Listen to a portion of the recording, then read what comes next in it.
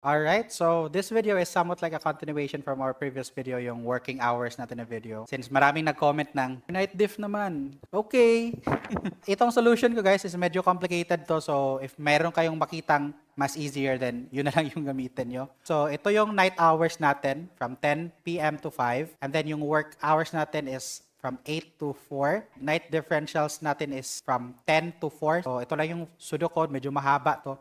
If timeout is greater than night start, so greater than, tapos night start, then use night start. So, comma, night start. So, comma naman. Else if time in is greater than night start, then use time in. Use time in. So, comma na naman ako kasi meron namang else if. Ayan. Maglagay na naman ako ng if. Yung duration of night end minus time in, guys, gagamit tayo ng mod na function. Hindi ko na-explain kung ano yung mod na function, guys. Pero yun yung gagamitin natin since wala tayong date dito sa time natin.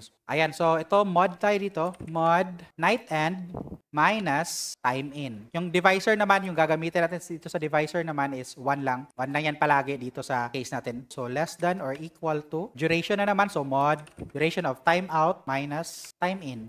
Divisor is 1 ulit. So, meron tayong OR dito na function. Dapat lalagyan natin to ng OR dito before sa mod or after ng if natin. OR, tapos open parenthesis ka dyan. So, dapat itong nilagay natin ng mga mod, nandito to siya sa logical 1. Kama tayo para pumunta tayo sa logical 2. Timeout is less than or equals to night end. Close na natin yung OR. Kama tayo dito. If time in is less than or equal to night end. So, kama time in.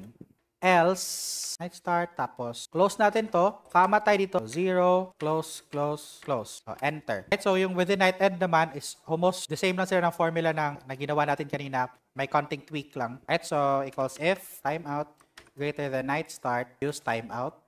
If duration, so mod night end minus time in is less than or equal to duration, so mod ulit, timeout minus time in. Or natin, lagay natin dito sa simula, tapos comma tayo dito sa huli. Timeout is less than or equal to night end. So, close natin yung or, tapos comma tayo dito. If timeout is less than night end, then use timeout, else use night end. Close, tapos comma, so 0, close, close, enter. Kukunin lang natin ang difference nito. So, mod end minus start. So, 1 pa rin yung divisor. Naka-close. In this case, meron tayong 6 hours na night differentials. For example, meron nag-login ng 1 a.m. until 9 a.m. 4 hours lang. 3 p.m. hanggang 11 p.m. So, meron siyang 1 hour lang na night diff. We can copy this formula. So, we'll replace the formula sa start natin.